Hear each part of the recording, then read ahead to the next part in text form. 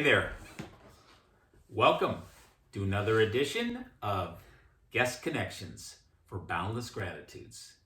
And who do I have here on my left but my inimitable trainer, Carson Mack. Why do I have him on my left? Because he is one exemplary guy in regards to the difference that he has made for me in the last 5 years that I've been working with him. And there's many physical trainers and professional trainers. However, there are few that really stand out, that have a distinctive edge in regards to how they care for their clients, how they see the value of what they do, and how they apply the training to the rest of life. And that is my friend Carson. So today we're going to be asking him a few questions. He is affiliated with Kind Performance Therapy, and he is their trainer, as well as he is his own trainer and his own business. So I would like to start out with Carson. Why do you do what you do? I do what I do to help as many people as possible achieve their health and wellness goals. It's kind of the blanket to that whole thing. But primarily it's to assist people in their mental fortitude, their physical fortitude, and to hopefully instill those qualities in people to allow them to carry that into their regular life or life outside of the gym, if you will. So bottom line, help people get healthy in terms of whatever your goal is for getting bigger, stronger muscles, staying in top endurance physical shape, or it's body sculpting, whatever it is, or if it's just to stay functional for life. As people get into their older age, they realize the necessity for overloading the system to allow their bones to stay strong, functionally being able to get themselves up from the ground. You name it, I train it. Kids, adults, doesn't matter. I want to help as many people as possible and do it in the most effective way for as many people as I can. And not only kids and adults, but older adults. Older adults, because I'm one of them. Such as yourself. Yes. And I tell you the truth, as the body gets older, unless you just have found the divine path of exquisite perfection, it's kind of like a car. It just gets older and it gets creaky, which means you got to do more work to make sure it stays fluid and it stays healthy on the road. Absolutely. So that's why I do what I do. Yeah. So what do you find are your biggest challenges in regards to working with us? Well, you've been one of my biggest challenges in the Really? past. There's particular this clients. is good. Yeah, there's particular clients who stand out to me who maybe fight back against the things that you want them to do. You didn't really do that. You were up for anything I would throw at you. But in terms of getting the buy-in on what we're doing, you get a lot of people who just want to be told what to do and just kind of mindlessly go about their way of doing things. And there's nothing wrong with that to an extent. But ultimately, we're looking for full buy-in, just like with anything else in life. Mm-hmm. You need to understand the why behind what you're doing in order for you to fully maximize your potential in the gym and for you to fully get the most benefit out of it. So I use David as an example, and I'd say that he just like, just tell me what to do. And I'm like, go pick this up, 24 kilo. And I don't know which one the 24 is, blah, blah, blah. And it's like, I am under the impression that you should have some sort of ownership of the movement, of the activity, of whatever it is we're doing. I think that goes down to the details of knowing which kettlebell you're picking up, knowing how much weight you generally do, and being able to just dictate that to you, and you be able to kind of figure it out and know what you're about to do, as opposed to going into it blindly and not knowing how much it weighs, not knowing what you're about to do, and not understanding the verbiage of what I consider to be like the nomenclature behind fitness and whatnot. I do think all of that's important. It just takes time to build that into someone's kind of system, just like any schooling, just like any sort of trade that you go into. You have to learn the fundamentals and then you eventually get to all the other stuff. So that's one of the challenges. But other challenges are it can be people's buy-in in terms of how many times they make it to the gym, their consistency, because this does not work without consistency. Right. And so getting people to be consistent. Let's see, other challenges are injuries, which you could also be an example of. Some of them are chronic, some of them are acute, and the acute ones are usually easier to deal with. And when you have chronic stuff, you either learn to work around those injuries, or now that I'm partnered with Kime, I'm much more versed in dealing with chronic injuries and other injuries that may be holding you back from doing specific exercises. With my knowledge and with the backing of Kime, I'm able to kind of either work around those injuries or treat those injuries, so to speak. Because it all boils down to if your body's able to move, if your body's able to sustain, and if your body's able to kind of push and do more. So injuries, consistency, lack of buy-in in terms of kind of getting into the whole thing, and let's see other challenges. That's about it for right now that I can think of. I'll let you know if I think of more. Well, I have to agree with you. I didn't buy into taking more initiative in regards to understanding what I was doing. It was, given the time of my life when I started, I was so at demand in regards to my profession and my family and my climbing and all the other activities. When I came to training, my thought is I'll do whatever he tells me to do. Just tell me what to do. I don't want to make the decisions. And thank you. And for the most part, you got that. And yet at some point, and I would say when I released my business, I sold my business, what was it, 2.5 years ago. And without that tremendous demand that work is, so that I could open up to a more expansive sensitivity of life, including sensitivity to the workouts we were doing, then that promoted, that stimulated me to take ownership. And as I take ownership, it just, I just know, the listening amps up and the refinement of approach unfolds, and I just feel better about what I do. I can't say I'm on the edge of my seat to get to the workout. No. However, I always feel thankful that I have done so, and I'm more engaged because I choose to be so, in terms of understanding the whole matter. So you make a good point. Absolutely, and it's skills that we're building. It's not just like our brain works in any capacity, or in all capacities it works the same. It needs to build neural pathways. It needs to build these like highways to figure out things. And so we talk about skills, we talk about building skills, and it's a repeated pattern, it's practice, and it's, if you're practicing without intention, if you're practicing with just mindlessness, then what are we doing? Right. You know what I mean? Which is applicable to all of life. Exactly. If we don't have intention, we're flailing. Yeah. Absolutely. Reminded me of another challenge is people's personal lives. What they're going through on a regular basis, or what they're going through on a daily basis, and traumatic things that happen, or just ebbs and flows of life. I get to see the physical output of that, and it's not always favorable to work out or train people when they're going through turmoil or emotional stuff, and I have to kind of, okay, all right, assess, see where they're at today, and then make a decision on how we proceed. It can't always be push. The body has a finite limit of expenditure, if you will, and we have to kind of calculate that, and fatigue is one of the number one risk factors of injury. So if you come in and you didn't sleep well, and your lifestyle choices are being detrimental to your life, then training is probably off the table right now, or not the best thing for you. Yeah.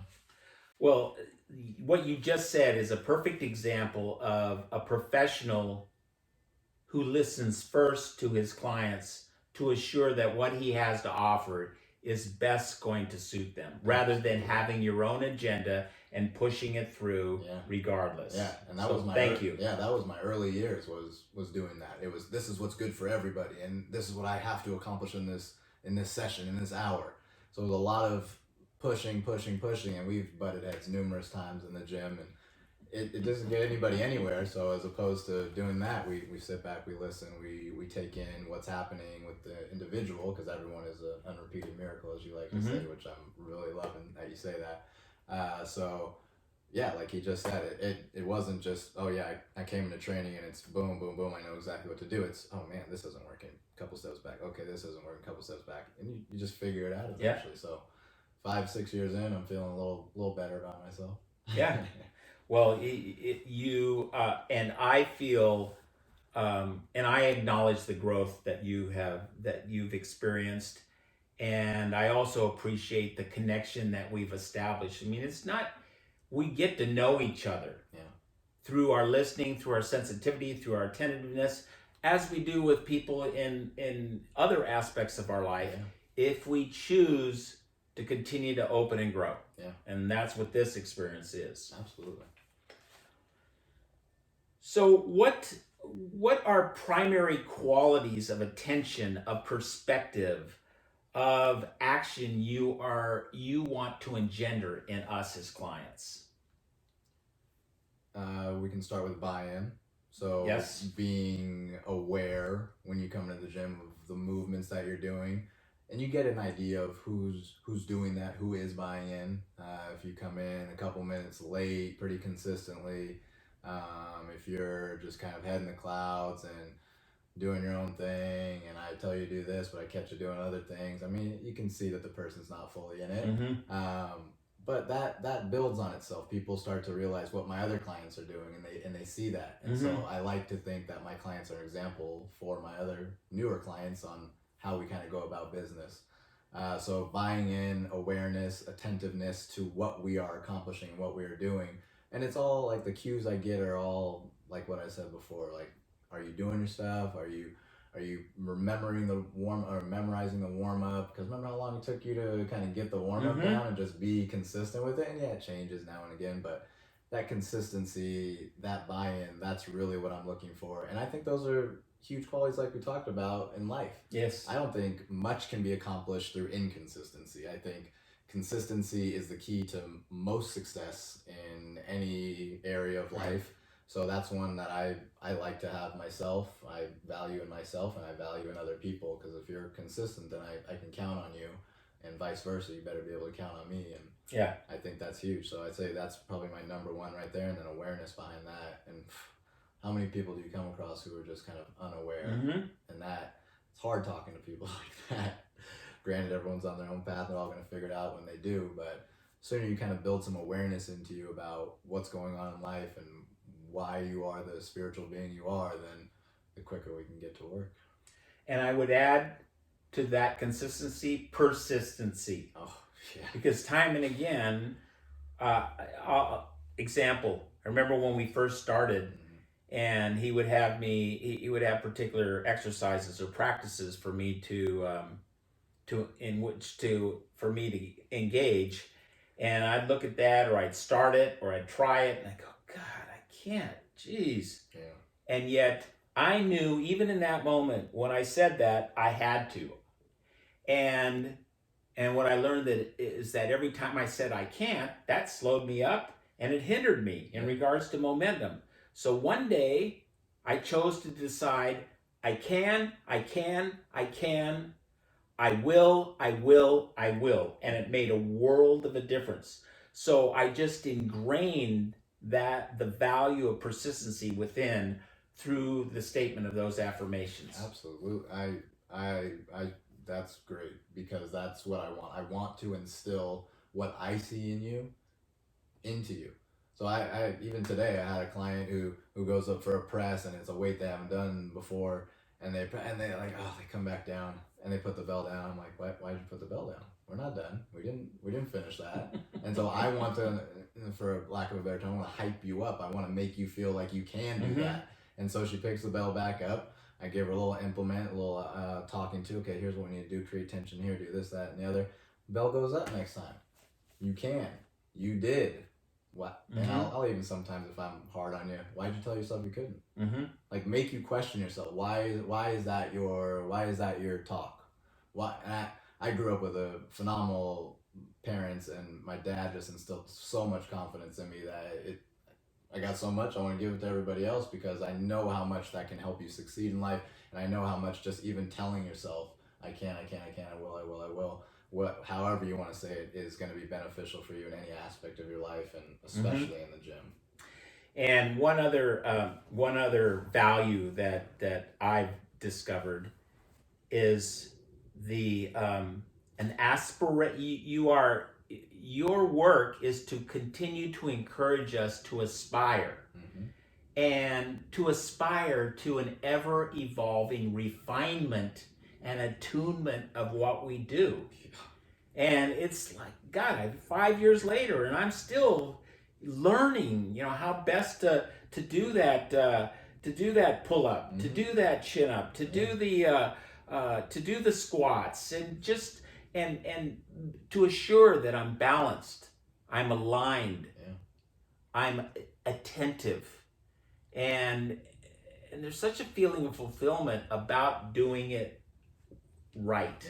And then and I want to say this for him in terms of how he stands out, because I picked him at the gym when he was in the gym originally, because I picked him as my trainer. I looked at all the trainers around there, and I thought, this is time that I step out of my box or step out of my routine and open up to a whole new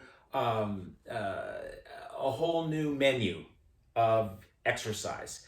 And so I looked around, and what I noticed in him is this continual, persistent enthusiasm and encouragement of us. And I thought, I want that. And you continue to do that. It's authentically built in you. You are consistently expressing the joy you have for the work that you do, and the joy you have for seeing us do the work and feel good about the quality of the work that we've done. So you constantly encourage us, and it's always real, and I appreciate it. So thank you. Thank you. Yeah, I appreciate the words. Yeah, it means a lot, because that's my goal. That's what I want, and it makes me happy to hear it. Yeah, I appreciate it. Good, bud. Yeah. All right. So how have you seen your clients grow? Anything aside from what we've already shared? Any particular notations in your mind of how you've seen them grow and mature because of the work they consistently choose to practice? My most consistent clients have the best results, whether it be physical, whether it be me just notice them happier, their mental shifts, their confidence changes. A lot of it we did already touch on.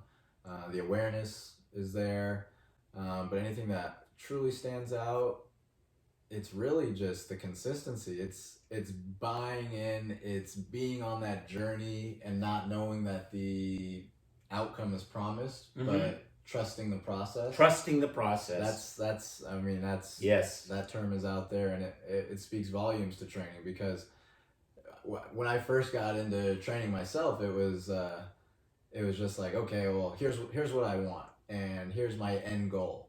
And so this kind of ties into it. It's having a goal, having something in mind, a vision, if you will, and avoiding the doubts, avoiding the fears, maybe not avoiding, but recognizing them and then pushing them to the side, to then allow yourself to go on the journey, allow yourself to be okay with just committing to something and sticking with it. I mean, that to me is better than if you drop 5 pounds this past week, you drop 10 pounds or whatever. Or I don't care. I mean, I care if that's your goal, but it's not my goal for you. My goal is to see you commit to something, you to go down that pathway, and you're going to be better on coming out on the other side. There's no way. You don't train for 5 or 6 years and be worse for it. I mean, that doesn't exist. So unless the trainer's really bad. Then. Yeah. So I mean, we kind of already touched on all the things that I like to see come out of a client or of a prospective client, and it's all those things encompassed into one individual would be just.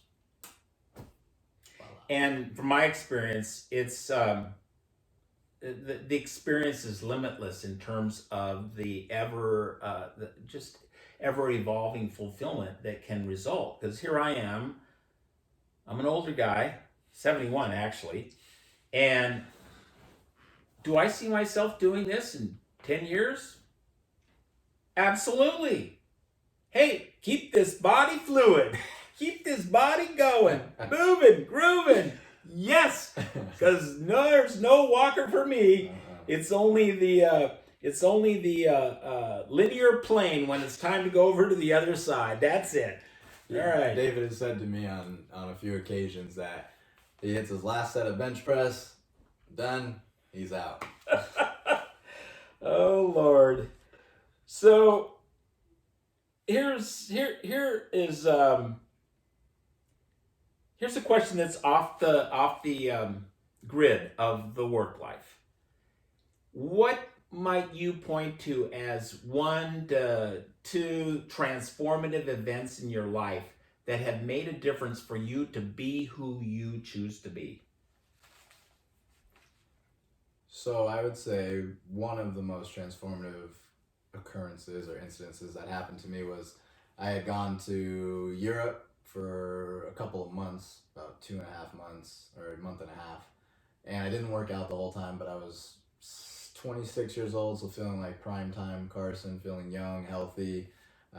Just traveled a greater part of Europe, felt really good about myself, and made these big plans for when I got back, and I was really enthused, and I was juiced, and I was like, yeah, I got my 5-day-a-week program for the gym, feeling good, I'm gonna do this, I'm reading this, I'm on it on all levels, I got my thing, I'm going into it. How old were you? 26. Yeah, 26, and you knew it all, didn't you? Oh, yeah, I think I was like, all right, I got a good handle on this whole thing. I don't mean I know it all, but I got a good handle on it, and I know where I'm going. I got this. Mm-hmm. And so I get back, and I'm working out, and I usually work out 4 or 5, 6 times a week, and so that's no big deal. But I was trying to push myself because I'm young and healthy, right? 40, 50 some odd days of not working out, but carrying a pack around, sleeping in trains, sleeping in all these weird hotels, Airbnbs, you name it. And I get back and I go through my 5 days and everything's freaking great. I'm feeling on top of the world. And on Saturday, I'm training people, and then one of my gym buddies is there, and he's lifting weights, and he's deadlifting a decent amount, like 285, something like that. And I'm just looking over there like, man, I'm feeling so good. Like I could probably just pick that up right now. I'll be good. I can do that. And so he's deadlifting, and excuse me, I'm like, hey man, I want to hop in there. Like, let me just do it. Like, it was in between my clients. I'm not warmed up. I'm just in the gym. And I go pick it up once, and I'm like, yeah. I pick it up again. I was like, oh, felt a little something in my back. All right, that's not normal. All right, so I was just like, all right, done for the day. But hadn't really felt that before, and so I'm done, and I'm like, all right. Next day I wake up, back's not feeling any better, which is not normal, not what I'm used to. And I got a game on Sunday, basketball game. Go play. Did not feel good after that. Tried to do yoga, didn't feel good after that. Can't lift weights, no idea what's going on. Too proud to go see a doctor and try and figure it out through that avenue. So I was probably in pain and injured for 3 months or so, maybe even up to 6 months. And I had to sit with that. I had to put all my plans on hold. Everything that I had written down and wanted to do and was like so intent on doing was just completely put to the side. And it humbled me to just kind of have to like step back and figure out, okay, what do I do now? My whole thing is workout. My whole thing is fitness. I'm basketball. I'm yoga. I'm doing all my things. Like, that's what keeps my spirit alive. That's what keeps me happy. That's what allows me to instill happiness and confidence into my clients. That got taken away from me. How do I still go about doing what I do? How do I find the want, the drive to get up in the morning, do the things I do when my back hurts and I'm sleeping on like wood floors, when I'm sleeping on a thin mattress, trying to figure out what's going on with my back. Went to a chiropractor. Yeah, it's messed up, but no MRI. Didn't check to see if it was a disc thing. Long story short, I went to yoga, couldn't do yoga, but I would sit in the back of my yoga class and I would just go through stretches, this whole little routine. And I told myself, okay, we got to get back to a little bit of strength. What do I do for my strength? How do I get stronger? And I'm like, oh, I'll do the plank. And plank is when you're on your elbows or your palms and your legs are fully extended, your midsection's off the ground, no knees touching, nothing touching but your elbows and your feet. And so I'm like, all right, I'm going to plank. And I started off with like a 30-second plank, and it's tired, hard on my core, back felt it a little bit. And I said, okay, well, let me set a goal of like 5 minutes. That'll be like, I'll know I'm ready then. I got to 5 minutes, still didn't feel ready. I was like, all right, I'll push it to 10. Again, long story short, got that plank to about 30 minutes, and that's when I felt like, okay, I'm back. Mm-hmm. But it was such a trusting the process. It was such a... And laborious. Yes, and not fun. And not like, hey, I'm getting stronger and big, Yeah. look at this. Yeah. It's like, does my back feel better today? Okay, let me take inventory. What did I do yesterday? Okay, is it better today? Okay, we'll keep doing those things. And just to be that meticulous about what I'm doing and to figure out what's going to be okay for me, what's not okay, how much is too much push without really like a doctor behind me or anybody really behind me, but just me trying to figure it out. That was humbling. That was an experience that I don't wish upon anybody else, but I think really talked to me on a deep level in terms of, again, consistency, but consistency in the right direction and being able to trust the process of going through the motions, going through things, even when you're not seeing results, and just trusting that you're going to come out better on the other side. And I did, and I'm much more patient with other people. I'm much more centered myself for the practice of yoga, but then also just having to put my ego aside. Because when it was yoga, it was like, let's do handstands, let's do all the fun stuff, you know, like I want to show off. Yeah. All of that got taken away from me. So it was very much just like, what are we doing here? Yeah. And so I don't know the like totality of what it taught me, but it was an experience that I think I needed to have to reel myself back in and really be okay with who I was, and really be okay with not exercising, but still knowing that I love to do this, and then figuring out how to get myself back to health. And that was paramount in who I've become now. Little did you know at that time that crisis bred an opportunity for you to rediscover or to newly discover who you are beyond the ego to which you were so attached. That's a great way to put it. Yeah, and the point you made about, man, when you hurt and you realize that it's going to take a while to get through that hurt and be that revitalized being that you're aspiring to be, unless you're empty here, there's the empathy for others shows up. Mm-hmm. So in honoring yourself and going through that process, you are all the more capable of honoring others and the process they're going through. Absolutely. And again, I get it. I sense that from you, because I've had my share of injuries, and for most of my life, as soon as I have an injury, I go, and if I could push that in the background, if I could just limp through it and jump on the next bandwagon, that's what I would do. However, I do want to share that by the time you get into your late 60s and 70s, whatever you threw in the back burner comes back to bite you and burn you. Oh yeah. Because now I'm working on healing those bad habits and those ignorances of the temple body that needs more gracious attention than so often we give it. I fully agree. Who or do you have 1 to 3 key people in your life who have been mentors for you, that really have felt they made a difference for you in your trajectory of growth? Yeah, definitely my parents. I spoke to them earlier just briefly. Their relationship was not the best, but their relationship with me was fantastic. And it set me off on the right path to feel that confidence that my father instilled in me. But also my mom's push for schooling and education. Those two combined, and my dad also preaching to me or telling me that, like, do what you love. Like, he rode a bike. He wasn't fully successful in terms of making lots of money, but he did exactly what he loved to do. He found his passion, he went after it, and I salute him on every single level, because to commit to something like that in lieu of money, in lieu of security, job security, is not easy to do. And so I was able to figure out a pathway to do that with the security and with the education behind it that my mom was so adamant about me getting. And so I got my degree from Sac State, and then I figured, okay, well, what do I love to do? And I love this. I love instilling confidence in people. I love helping people, and how can I do that? Okay, training. I got into training for basketball. Now I see my side of things. Okay, well, how do I then shift my perspective, see it from other people's perspectives?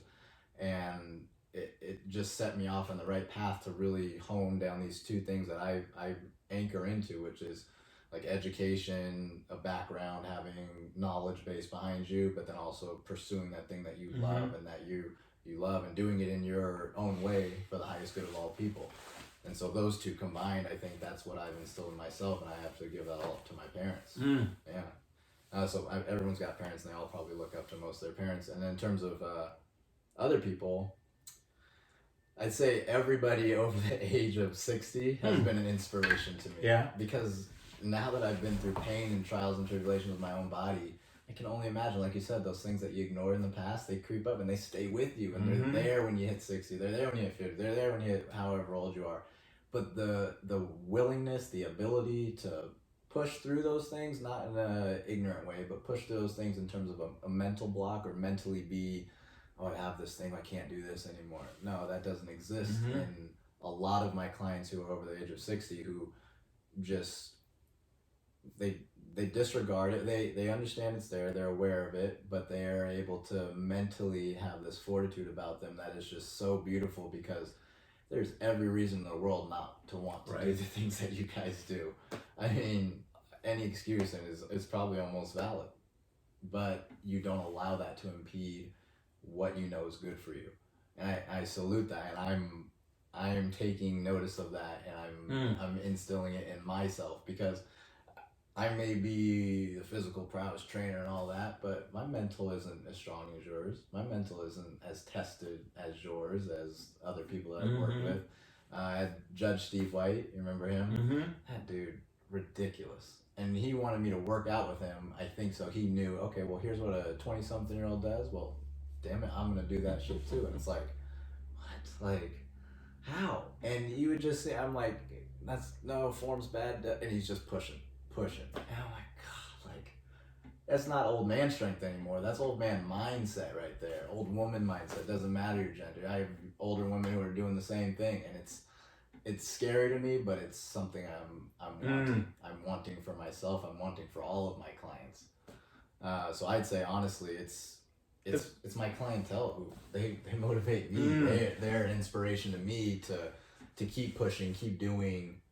Because I know what it's like to be hurt, and I know what it's like to have little injuries, hiccup in here and there, and just add twice as many years to my life. Oh man, that speaks volumes. So I can't really say there's 1-2 people besides my parents. It's the people I meet along the way in this journey of life, and there's always people who inspire you in different ways. I've had numerous professors who were just phenomenal professors.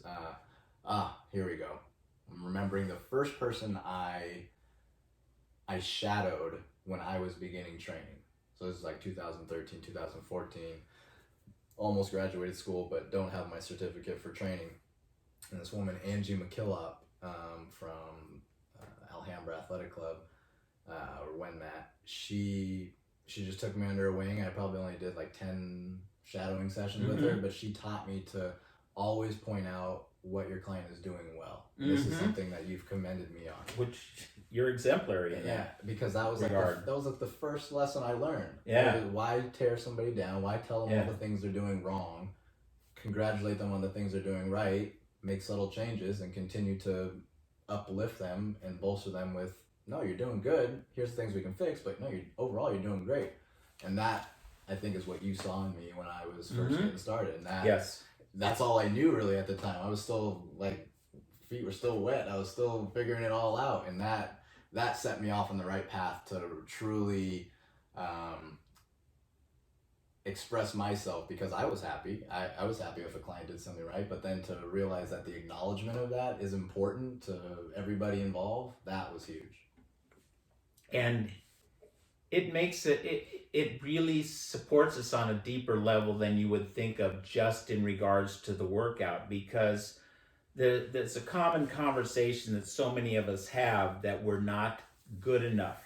And that conversation beleaguers us and belabors us into old age, unless we choose to pay attention to the inner conversations that we have and open up to new possibilities of growth, of expansiveness, of aspiration and inspiration. And so when you are honoring us, you gently and surely are planting seeds of the confidence that we need and want in ourselves to be all we can be. Yeah. So you're helping us out. So thank you. Yeah, no problem.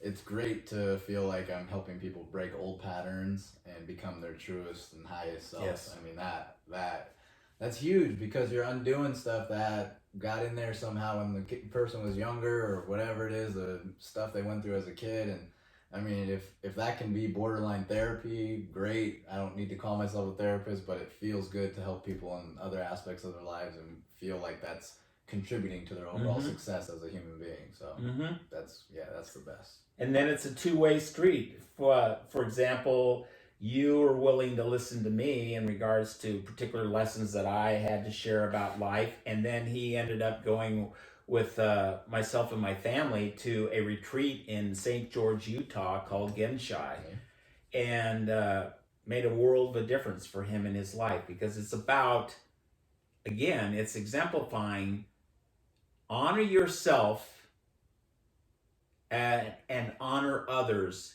and no one is deserving of being belittled or considered small.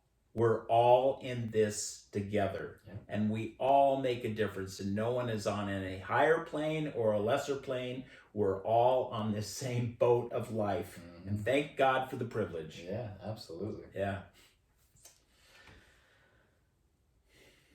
What are the top attributes of character that that you would like to teach your children? Yes. Have to be the same thing I teach my clients, honestly. Consistency, awareness. My dad taught me awareness right out the gates, and that's huge, because once you have awareness about things, then you can start to make some changes. You can start to kind of figure out, here's what I went wrong, or here's what's going on. So consistency, awareness. I'd love to teach them Genshai right off the bat. I mean, if you get a kid and you teach them no one is bigger than you, less than you, everybody is equal, and treat everyone highly, including yourself, I mean, you're setting that kid off to be pretty special there, and pretty tolerant of this crazy world we're living in, because it's easy to point fingers right now. It's always been easy to point fingers, but taking a look in at yourself, having the awareness of yourself, awareness of others, and where they might be on their path, that's a huge head start in this thing called life. And then to be consistent with your. All right. Well, here we go. And our show continues. So what is the statement of wisdom that's guided your life? There's a few. Or a few. Yeah, there's a few of them.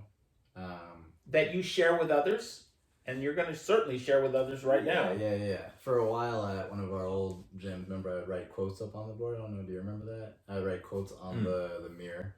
One of my favorite ones is consistency is the key to success. One that's been with me the past few years is, oh man, I hope I get this. For the highest good of all, what is the phrase? I just read it before I came over here too. Oh man, I'm on the spot and I forgot. It encompasses and entails the highest good of all involved. It's whatever you're choosing to do for the highest good of all concerned. If you can answer yes to that question, you're on path. Yeah, so it's much more elegant when I read it to myself. Probably need to read it more so I commit it to memory. But yeah, it encompasses doing the best, or doing your best work for all those involved. And that statement I really anchored to and I really like it, and it makes me feel good, and it makes me feel like I'm kind of checking boxes. Am I doing this for the right reasons? Am I doing this for all the best of all the parties involved? And am I doing it? I think the finish of that is doing it in a manner in which makes me feel good as well. Yeah. Do you feel you're living a balanced life? And what is a balanced life? Yes, I do. Almost to the, not detriment, but I could potentially be working harder or working more, and that to me it doesn't sound like what I want to do. It doesn't feel like what I want to do. I still think I'm seeing and helping as many people as I can without overworking myself. So to me, a balanced life is good work, rest, balance, being able to find time away, which I've learned from you. I've learned from a couple of my other clients who take plenty of respites, whether it's months at a time or weekends pretty frequently.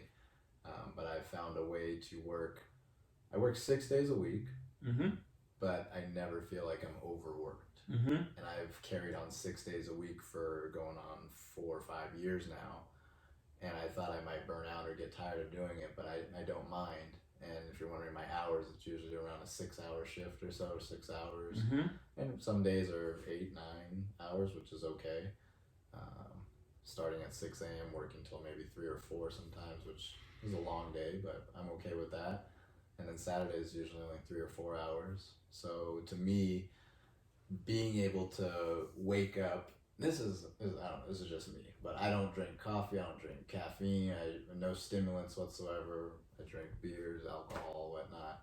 But I get up and I take my shower and I'm ready for the day. Once I get to the gym, I'm ready to inspire, I'm ready to be a shining light for people and whatever they need. So if I ever feel like I get up and I'm just dragging or something like that, and I get to the gym and I can't inspire people, then I'll take a look at my work-life balance and see if I'm not attuned with what it is that I like to do. So I have plenty of time off in the afternoons for myself, for my own mental and whatnot. I got a phone in the background. Hold on. Gonna turn this off for a second. Back once again. All right. So we're talking about work-life balance. Yeah, and I'm going to interject. Go ahead. So I hear you saying that you don't feel like you're in that you are lost in your work, that you are enveloped in it. So when I speak to balance, what about relationships? What about other activities that enhance your perspective, that open your horizons, that enrich your daily life and move you forward to embrace life in a bigger way? Well, I'm able to go with you on trips like to Utah for Genshai, which is its own pearl. But being able to take a week off and do something like that, not everyone's able to do that. Not everyone's able to go to Hawaii a couple times a year to really like just slow down, shut things down, and fully relax. I've been with this woman who is my partner, Christina, for on and off for 3 to 5 years. And I've really been able to cultivate that relationship and do it in a way that it doesn't negate or affect my work. And what we've built is pretty special, and I've felt like if I had a 9 to 5 or if I had a job that was a little different or required more demand out of me, I wouldn't feel capable of nurturing that relationship as well as we have. So that meeting friends in the line of work and being able to expand my circle to other people's circles to allow me to be social and be able to talk to numerous people from numerous walks of life, that gives me a more balanced approach to my life. So I get to kind of take from here, take from here, see what this person's doing, see what that person's doing, and I kind of get to make my own little world out of it. And that to me allows me to feel balanced and allows me to feel like, oh man, I got I got hands over here, I got hands over here, and I can reach out to any of those hands, and that can allow me, whether it's an assist on my end or assist to me or me giving to someone else. I think that this may be off topic, but that allows me to feel balanced in terms of helping people through the people that I know. So the connections that I have can help the connections that you have, and so on and so forth. And we're even doing that with you introducing me to Kevin Hall and allowing me to then figure out a way to come to Genshai again while training him. I think is just, I mean, that's the ultimate goal. Yes, that's beautiful. It's to help all parties involved. Doing what you love and learning to love some more. Yeah, exactly. It's a win-win. So creating those type of relationships is what, to me, is a balanced approach to life. Not having all your eggs in one basket and being so narrow-minded or narrow-focused. It allows me to feel like I'm in a lot of different circles without overstaying my welcome or feeling like I'm just doing all the same thing all the time. So what is the and you're in relationship with a woman that you have been that you have experienced different cycles, and yet you keep and yet you've come back. More than once, more than twice. Oh yeah. So let me ask you this: what is the enriching value of relationship? We all know that it's got its challenges, and yet you come back to it, and you've chosen this relationship. Why is it worth it? The connectivity I feel with her, the amount of care I sense and feel from her is abundant and unmatched, and that to me is huge.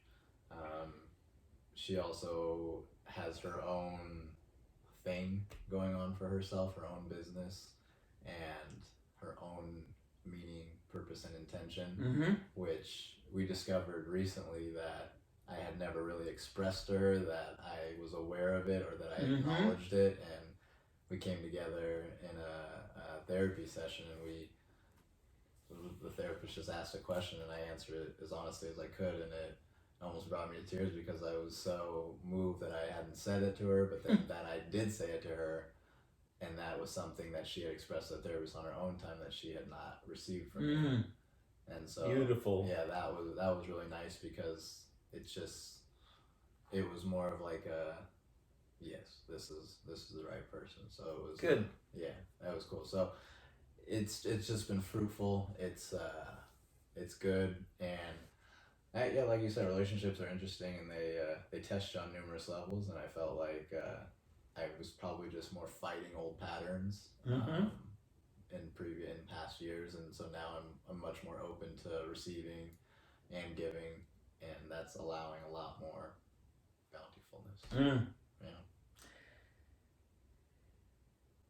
If you were president for a day and you had the freedom to speak your mind and enact constructive steps for transformation, what do you offer? This might be a little radical, but I think we need a fresh start. I think we need to undo a lot of commonplace things that are going on in the world, and I think we need to have a meeting of the minds, if you will, of just the minds? What about the hearts? Oh, definitely the hearts. And I'm trying to figure out who should be involved, but I think it should be, this is a tough question, but I think we need to come together as a collective and make smarter decisions based on how things are in the world now, not how things used to be. So much of what we do is based on older patterns or older traditions and things that are, for lack of a better term, outplayed or are now different. And we are still using old patterns, just like we've been talking about with training and whatnot, learning new patterns. Sometimes you have to scrap your work that you've been doing for so long, even though it might have felt right when you first started, and say, this isn't it. We gotta pivot, and we gotta figure out a new way to do what we've been doing. And And to me, that involves starting over from relative scratch and not offering any concrete solutions on how to do it. But What would be the end result to which you would expect your inaction of action to produce? much more harmony in the nation, much more. Just the nation? I mean, the world is ideal. You said president. Okay. Oh yes, you're right. I did. I You said said just this. president. You didn't say Let's world just leader. deal with the U.S. of A. All right. And we'll start there and we'll work our way out. So it'd be much more harmony as a nation, much more congruency, much more love and compassion for everyone. But to have a relative common understanding of right, wrong, and care for your fellow man. And so that to me could be better. A lot better. Thank you. Mm-hmm. When it's time for you to leave this planet, move on to the other side, do you want to leave a legacy, and what does that look like? Yeah. What kind of an impression do you want to leave behind your presence on this planet? I like to leave it better than when I got here. As much as I can. I understand that there may be a limit to how much I can affect, or maybe there isn't. But I would love to help as many people as possible in terms of, like I said, mental resiliency, physical resiliency, breaking old patterns, creating new, positive, consistent habits that benefit not just the individual but the collective good.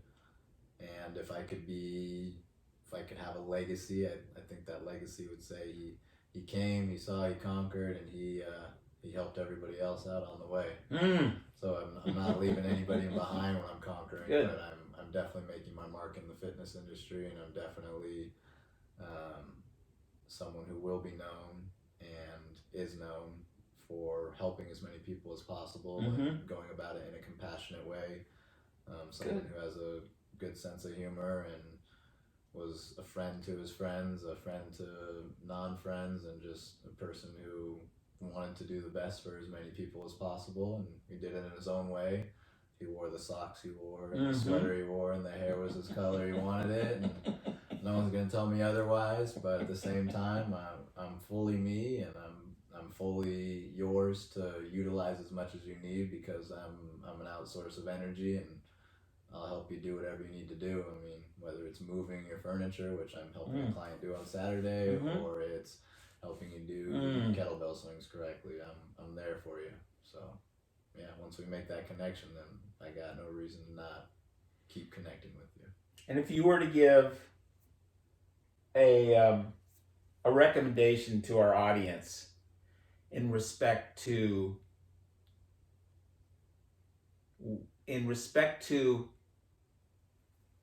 the attitude to carry